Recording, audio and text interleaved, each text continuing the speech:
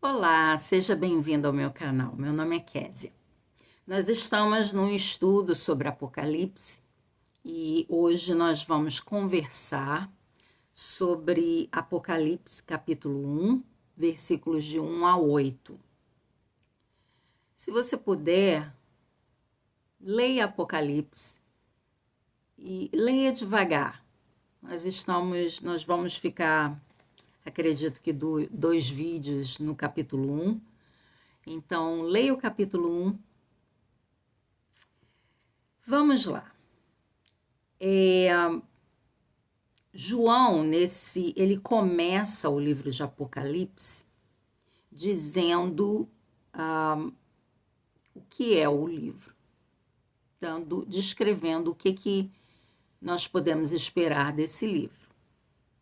Então, ele diz no versículo 1 que trata-se da revelação de Jesus Cristo. Ou seja, revelação, o que é revelar? Algo que estava velado, que estava escondido, é revelado, é mostrado na sua plenitude. E é exatamente isso.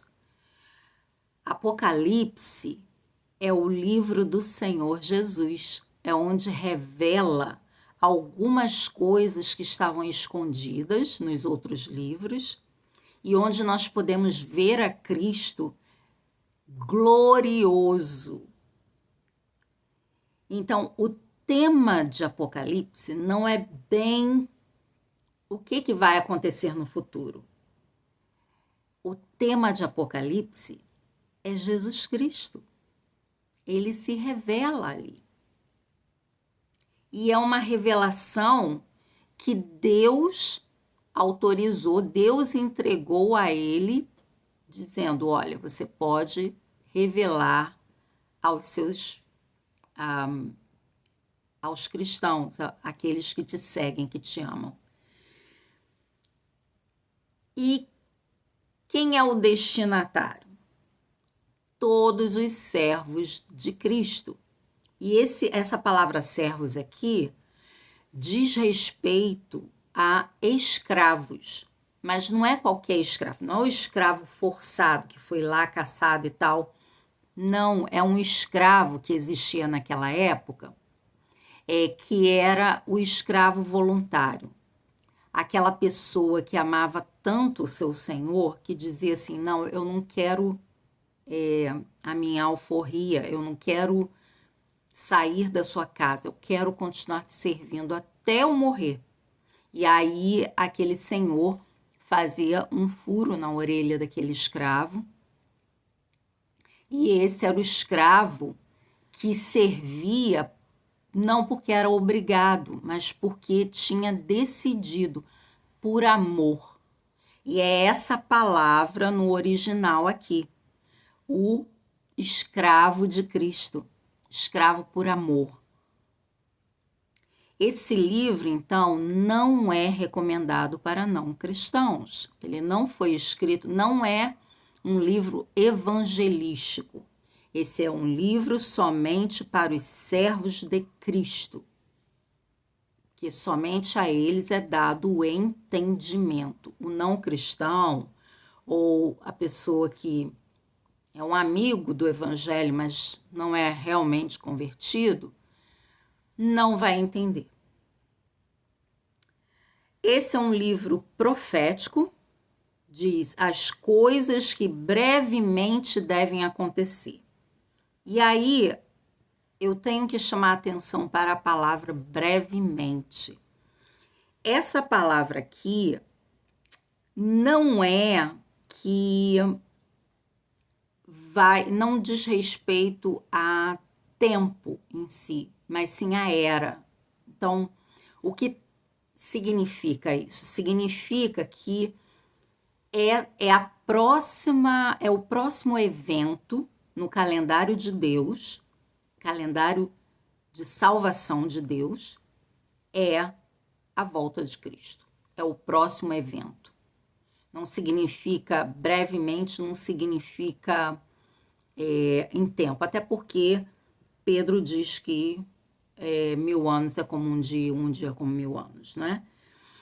Mas em 2 Pedro, capítulo 3, versículo 14, diz que essa profecia, né, da volta de Jesus deve nos motivar a vivermos uma vida de santidade e obediência a Deus.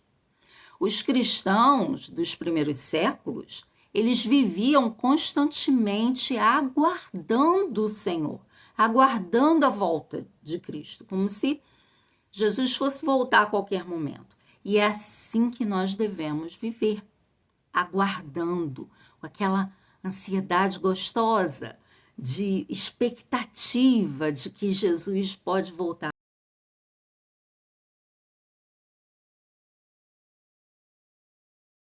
ao Senhor e termos consciência de que nós precisamos nos santificar. Então, é isso que Pedro diz, santidade e obediência a Deus. Esse foi o livro que os anjos tinham de entregar para João, além da lei entregue a Moisés. Esse foi um livro em que anjos estiveram envolvidos, mas não é que os anjos sejam especiais em relação à adoração. A adoração é somente ao Senhor. Um dia eu vou falar sobre anjos, mas a adoração é ao Senhor somente. E, inclusive, em Daniel também, quando alguém tenta se curvar a um anjo de verdade, a um anjo do Senhor, né, vindo da parte de Deus, eles não aceitam adoração. Então, anjo nenhum que adore ao Senhor, que esteja do lado do Senhor, vai aceitar a adoração. Não pode.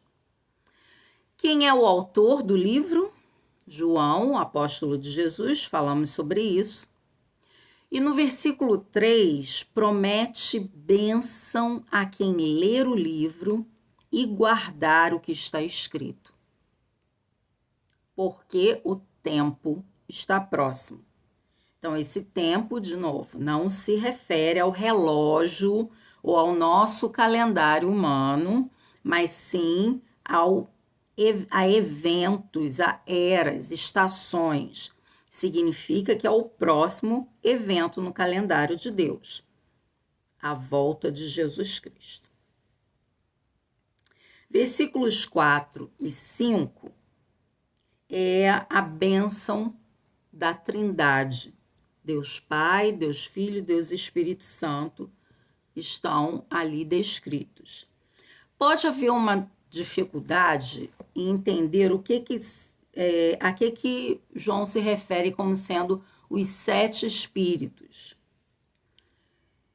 Isso significa que o Espírito Santo é mais de um Espírito Santo? Não. 7 espíritos. Por que 7? 7 em Apocalipse diz respeito à plenitude, que é completo. É algo completo e certo. É plenitude. E 7 espíritos é o Espírito Santo em sua plenitude. Se nós formos lá em Isaías, capítulo 11, versículo 2, interessantemente, isso é muito interessante que tem lá os 7 espíritos, tem as 7, não características, mas 7 atribuições do Espírito Santo, vamos dizer assim. E repousará sobre ele o Espírito do Senhor, o Espírito de sabedoria, de inteligência, de conselho, de fortaleza, de conhecimento e de temor. São 7 atribuições ao Espírito Santo, que é completo, que é pleno, que é perfeito. 7 é também o número de Deus, justamente porque ele é perfeito, é completo. no sentido perfeito, no sentido de completo também, e é algo certo quando existe esse número ali em Apocalipse. No versículo 5, Jesus é chamado de primogênito dos mortos. Não que ele tenha sido o primeiro a ressuscitar dos mortos, mas ele é o principal que ressuscitou dos mortos, porque ele é o nosso Rei e Salvador. Diante de quem Cristo é e faz, João começa a adorar, lá nos versículos 5 e 6. João adora o Senhor. No versículo 7, no original, inicia com uma palavra de atenção, tipo, atenção, Jesus está voltando. Ele vai voltar nas nuvens, assim como foi numa nuvem. Lembra de Atos, capítulo 1, versículo 9, que Jesus subiu na nuvem? Isso significa que ele voltará em glória. A nuvem na Bíblia significa glória de Deus.